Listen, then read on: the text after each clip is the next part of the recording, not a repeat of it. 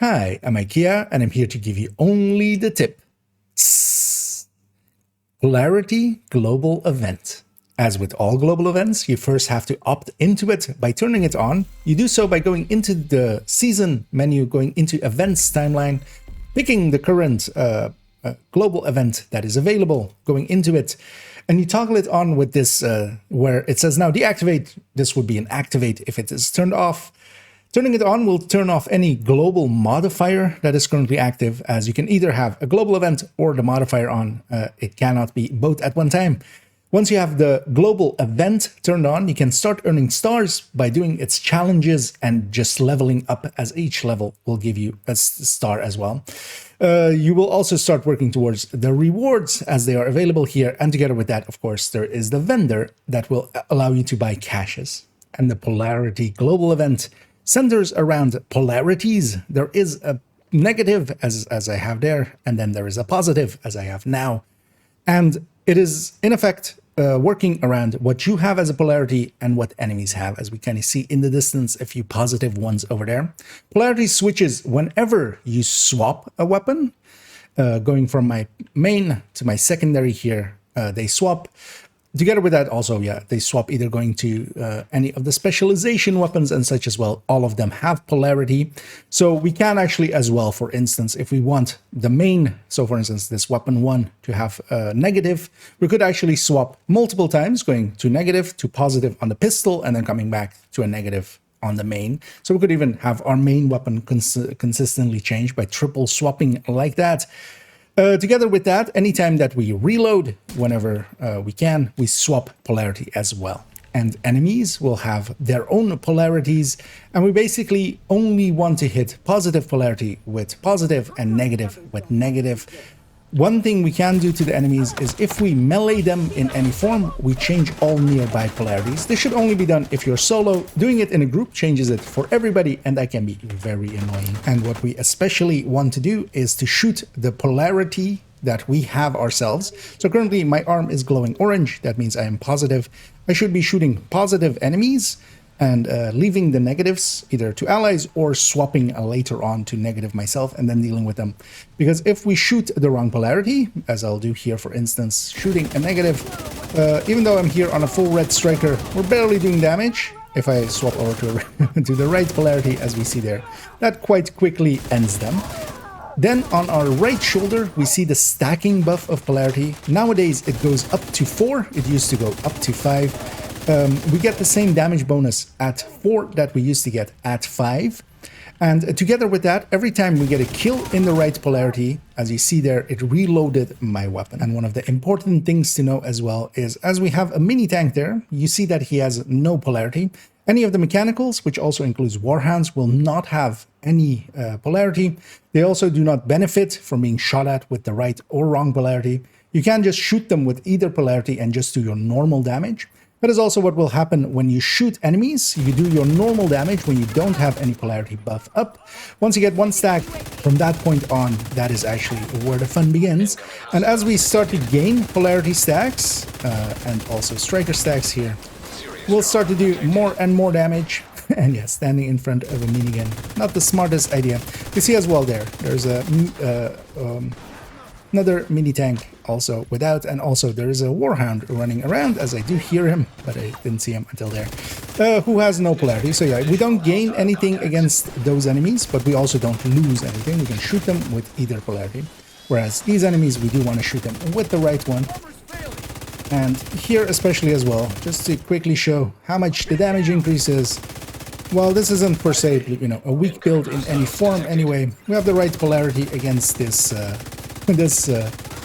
boss here, this named, and yeah, we can kind of melt him a little bit faster than we could normally, because we are hitting definitely a lot harder. Another way to deal with this global event is that our mechanicals, our skills, actually also do not have any polarity.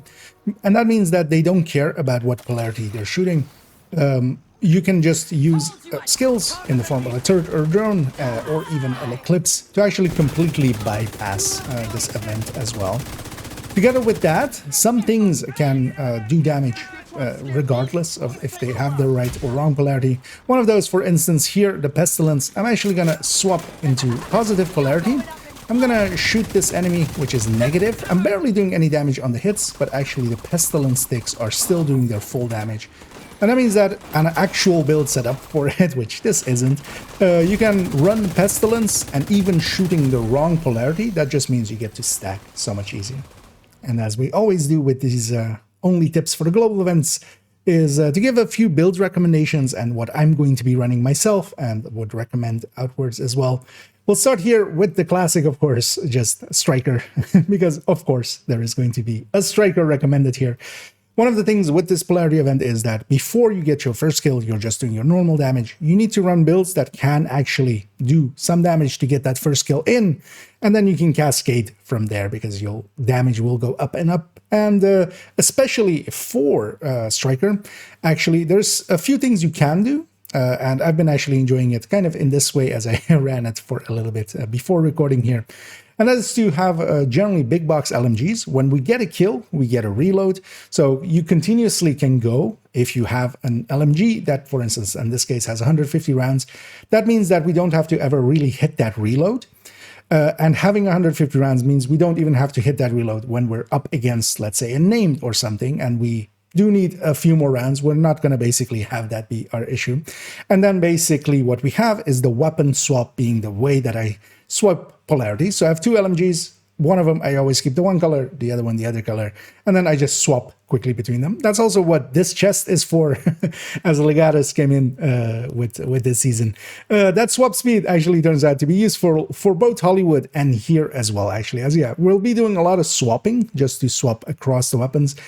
We could also go with some weapon handling instead. We could definitely go with a Zuia glove, the Eagle's Grasp.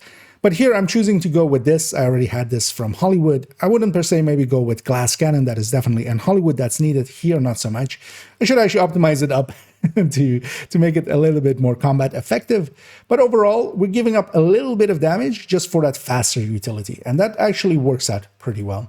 So Striker as a general pick, especially in group setting, is very much the general pick for this, of course. Going on to the next one, a tech tank. A tech tank can work out very well because, yeah, we have the tankiness to kind of stand in front of enemies. One thing I actually do on tech tanks is I do run just one AR. And what I do is just kill all of the same polarity because generally you can still one mag them. And I have tankiness enough to stand in front of the, if I'm positive, stand in front of a bunch of negative polarity enemies and just take it while I'm murdering the positive ones, and then hit a reload and then murder now the negative ones. That works out pretty well. Just having the ability to stand in front of the wrong polarity for a little while, as with a tech tank, is actually very useful.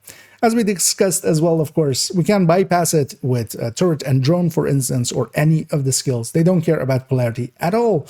And going with a turret drone hybrid, as we have here with the negotiator or the striker, or just a full turret drone, the skills basically do not care about polarity at all. And in this case, basically as well, we can put the skills on the polarity that we're not and have them deal with that while we're staying like with a polarity with Arquebuster. And the increased damage that we get from the global event can actually make us do any content pretty easily. Together with that, of course, Eclipse would do the same, especially in a group setting. Still having an Eclipse in the group is very much a go-to. That allows damage to happen without that, and also of course the enemy to stay CC'd as we tear through them. And yeah, none of the skills care at all about polarity at all. Then as well, as we kind of discussed about the recently build showcase, the Pestilence build actually would work really well here as well. Pestilence ticks don't care about the polarity of the enemy either, and actually shooting the wrong polarity, because we're still hitting them, even though we're hitting them for very little, we're still hitting them and getting pesty stacks on them. So you can very easily make a 50 stack happen on an enemy, especially if you're shooting the wrong polarity for a few seconds. And yeah, every time we also get a kill, of course, with the right polarity, we do get our reload for the Pestilence, and that bypassing the reload of the Pestilence is definitely a good trait. And those are all the tips I have for you here for Polarity. It is definitely a worthwhile event to run. I quite enjoy it because it is actually a mechanic that I kind of enjoy, just forcing you to do a little bit of a mini game as you're going around the world and just swapping weapons. And especially nowadays with how much more powerful it has become, and also with that built-in reload that it is actually one of the better events. It is definitely not up to the power level of a Reanimated or a Hollywood for farming, but just for running around, or maybe even doing some legendaries if you've never done them or such, it is definitely a potential candidate to go in with those. So yeah, I hope you enjoyed this video. If you did, please do any and all of the algorithm things down below. It does help out. So I'll do that a little bit of shilling here. And always remember, this was only the tip.